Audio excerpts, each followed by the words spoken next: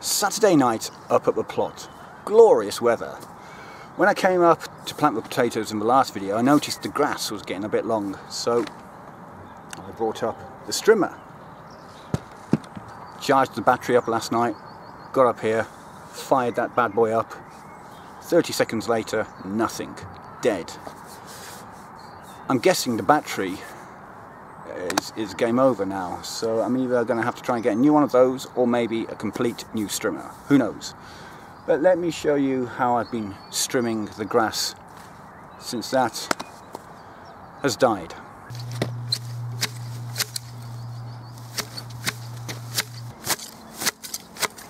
That's right, doing it old school now.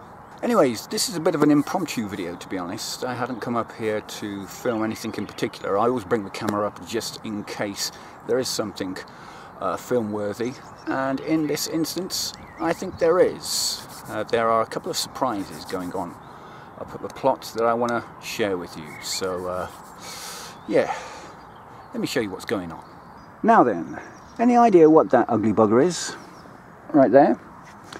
That is one of my 2 swamp lilies that I thought I dug up last year by mistake when I was taking the dahlias out of this particular bed here. I planted about 6 dahlia corms, they produce plants. This particular swamp lily did nothing. It grew a little bit, but I think it was just establishing itself as it was the first year in the plot.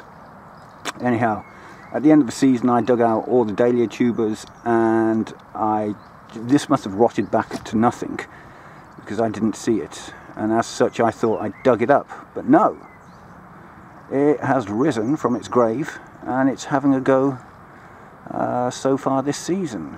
Doesn't look very healthy on the end of the tips there, but yeah, I'm really chuffed that that's made an appearance this year, because like I said, I thought it was on the compost heap. Right, so moving from swamp lily number 1, let's head down the bed and try and find swamp lily number 2. I netted these particular tulip bulbs up because the rabbits were getting stuck into them. Then I did a bit of research about rabbits and tulip bulbs, and what I read was that if rabbits eat tulip bulbs, they could die. And on my last 4 visits up here, I haven't seen any evidence of any rabbit activity at all on the plot, so you know, fingers crossed, eh? Anyhow, I'm going to take this mesh off right now, but in the middle there you can just about make out the second swamp lily. Anyhow, let me get it out of the cage, let me release these poor tulip bulbs and show you what I mean down there.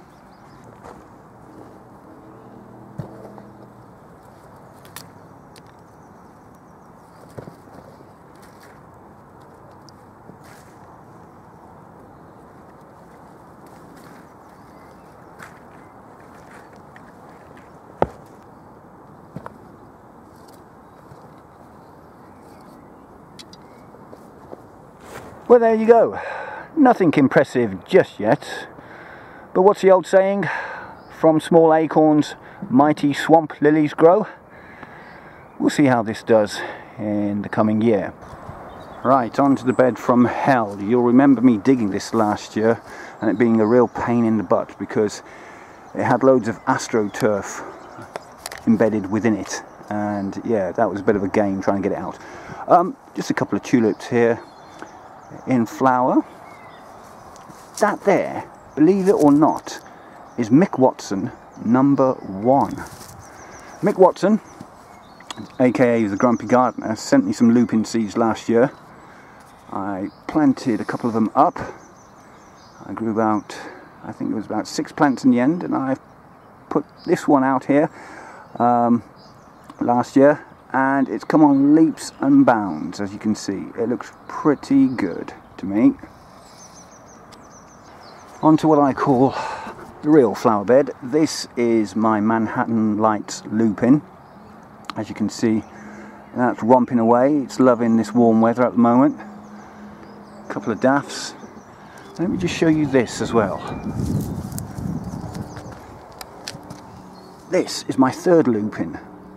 also known as Mick Watson number 2. Now I didn't think this was going to live, because last year it was tiny. I planted it and it was, you know, no bigger than a blade of grass. And I didn't hold out much hope for Mick Watson number 2, but it's come on leaps and bounds, and I think it's going to do okay. So yeah, thumbs up, Mick. You're on the plot. Now look at that. That is my tree lily, which I knew I hadn't dug out, but I thought it had died. This here, there you go. That's the remains of the tree lily from last year, so you can understand why I thought it had died and I didn't think it was going to come back. And this is what, I don't know, 15, 16, 17 inches tall. And that was it. That's as tall as it got. That's all it did. And then it died. But this year, look, there we go. It's coming back. So that was a surprise to me this year. And moving over to the other side of the bed, you can see tree lily number 2, which is having a go, which surprises me because I thought this one had died as well. So hopefully they've established themselves in the bed and are going to grow taller than that dead twig there. And finally, did I show you my garlic on a previous video? I can't remember if I did or not. Well, if I did, here it is again. I think that's 1, 2, 3, 4 rows. The row on the right here is the Solent White. There's a couple of elephant garlic there, and the remainder of the Solent Whites at the top, and then 2 rows of elephant garlic going up there, which was kindly given to me by Muddy Boots last year. So yeah, that looks like I've had 100% germination rate, so the garlic looked good for 2018. What a cracking evening it's been up at the plot tonight. It really is quite pleasant. The only thing that would make it perfect is if I had a beer in my hand. Sadly, I don't.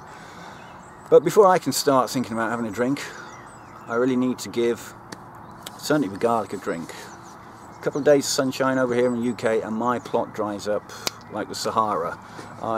My soil is sand based, so it doesn't hold much moisture, and yeah, it doesn't hold much nutrients as well. Anyhow, I'm boring you and me.